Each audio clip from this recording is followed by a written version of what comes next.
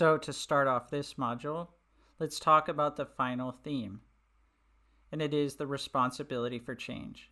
And this is really important in the world of NLP and what we do in the world of NLP. It's important because NLP is a do with process. So it's not a process that we do to someone.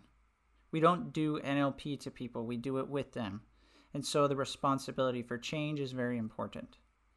And these are some of the presuppositions that we take on board in order to make sure that we are working with people and we're not doing things to them. So here are some convenient assumptions that we can take up. You are in charge of your mind and therefore your results. I'm in charge of my mind and therefore my results.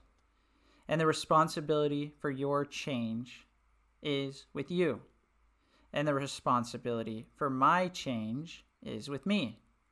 So if you choose to go on and work with other people with NLP to guide them to create their success and to behave and think differently, then the responsibility for making the lasting change is theirs and only theirs. As an NLP practitioner, you're a tour guide. You're telling them the instructions. Do this, then do this, and then it's up to them to follow the instructions. And so, all change is self-initiated. So we need to keep that concept firmly on our minds that NLP is a do with process, not a do to process. That's really important. So everybody's responsibility of change is with them. Now let's think about learning, because we're all in a process of learning. And there are 4 easily identifiable steps to learning something. Now let's think about learning NLP. So before you attended this foundation training, you might have learned a little bit about NLP by reading some stuff on the internet, and you were in a state of unconscious incompetence.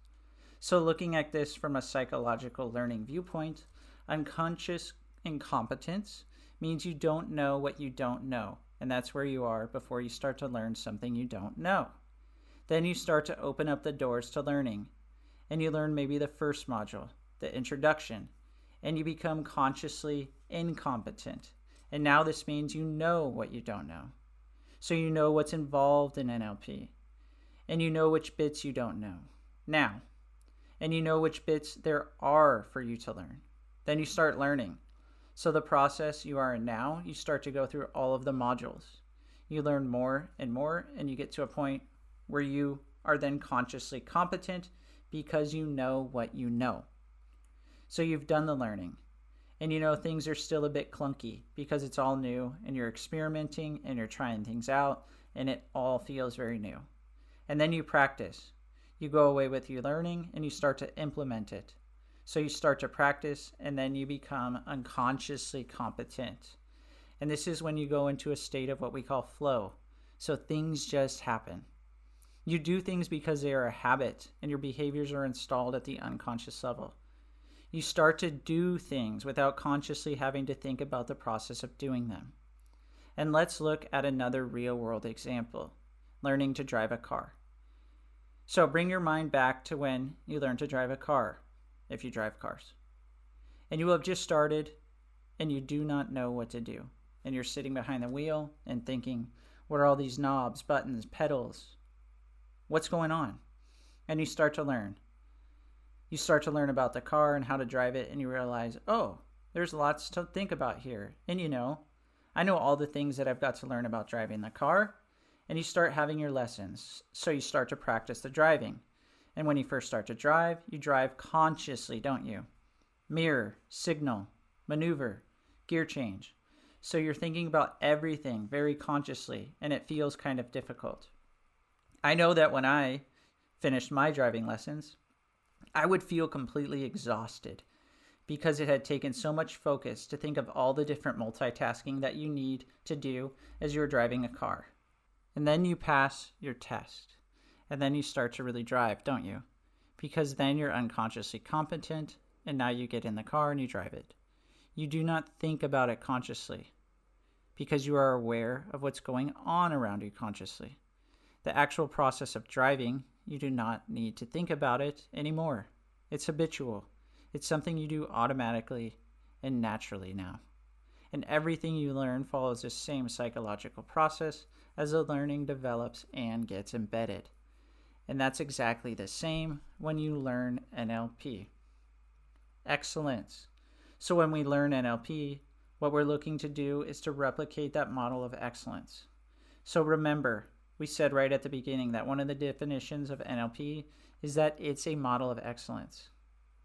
We keep that in mind, and in any learning, most of the time, there will be very few people that learn nothing, and very few people that go for 100%. And most people will go for the point where I'll do what I need to do to get through it, to pass, and to learn only what I need to know. And what we want to do with NLP is think about a target of 100%. Think about where excellence is for us. If excellence is something we do consistently, it becomes a habit. So we are excellent when we start to do things every day that work towards being the best possible version of us. And in NLP, that is what we mean by excellence. We're always pushing to be the best version of us, whatever that might be. And the key here is, it doesn't mean comparing yourself to other people. It's not about being better than them or as good as them. It's about being the best possible version of you and working towards being the best person that you could possibly be, being the best version of you, the empowered version of you, the version of you that gets their goals and achieves their results.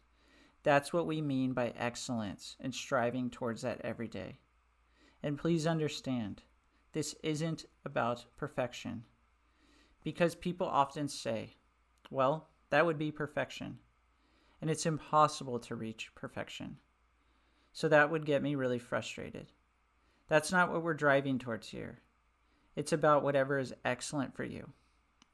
It's not saying, this is the standard, and this is where I have to be. It's about where can I get to? What are the possibilities? Where are the possibilities? Where can I enhance my growth and development? Where can I get to? So in NLP, that's what we mean when we talk about excellence. So let's have a look at the whole of NLP and how it looks at the practitioner level. So the NLP practitioner level would be the next stage of learning after this foundation training. So NLP is about developing flexibility. Remember, we talked about that neuroplasticity, the ability to start rewiring our thinking so we think differently and in many different ways. And we do that through the development of rapport. It's about being able to communicate effectively, and that's all linked together with the language that we use. It is about knowing what you want, knowing the results and outcomes that you want. And we will look at goal setting. It is about knowing if you are getting what you want. That's about that whole being present thing I was speaking about earlier. Your goals might be manifesting all over the place, and you're so unconscious and stuck in your mobile phone that you don't even notice that that's going on. So it is about what we call sensory acuity and being present in the world around us. It's about being able to change our internal state to how we want to feel. And we do that by working with techniques called submodalities and anchoring. Also, it's about changing our internal processes, which produce our external behavior. And we do that by looking at strategies. The NLP practitioner level is about a quarter of the whole body of knowledge of NLP. You've got a little ladder of learning that you can climb if you choose to. So this is the foundation, and the ladder is embedded on this training. The next rung up is the NLP practitioner certification. Then you can climb even higher, a bit higher, to NLP master practitioner. Then you can continue up the ladder and you can be a trainer of NLP. And then you get to the top of the ladder and become a master trainer of NLP. So notice, there's a whole profession, an industry built around NLP. It is a professional standard. So before I sign off, Have you ever interacted with someone who are working to fulfill their dream? How does it feel to build a connection and rapport with them? It feels pretty good, doesn't it? You can't help yourself to feel that passion and enthusiasm and feel like you want to help. You seem inspired to do so. If you speak of this person to others, how do you speak of them? Wouldn't you speak with the same passion and enthusiasm that they have? It is like the emotion stays with the story. Maybe that is the answer, or maybe there is even more. The thing is, waves keep coming and going, in and out. And the more that came, the more fatigue and less effective they became. Not the big green sea turtle, though. The turtle optimizes their movements with the flow of the water. That is why the big green sea turtle could swim faster than we can. I think it's easy to appreciate a big green sea turtle story. It's like a pebble being dropped into a pond, into a still and tranquil body of water, and the ripples will spread in ever-increasing concentric circles, touching all that within their range. Notice how the whole world conspires to serve you in achieving anything you want to achieve.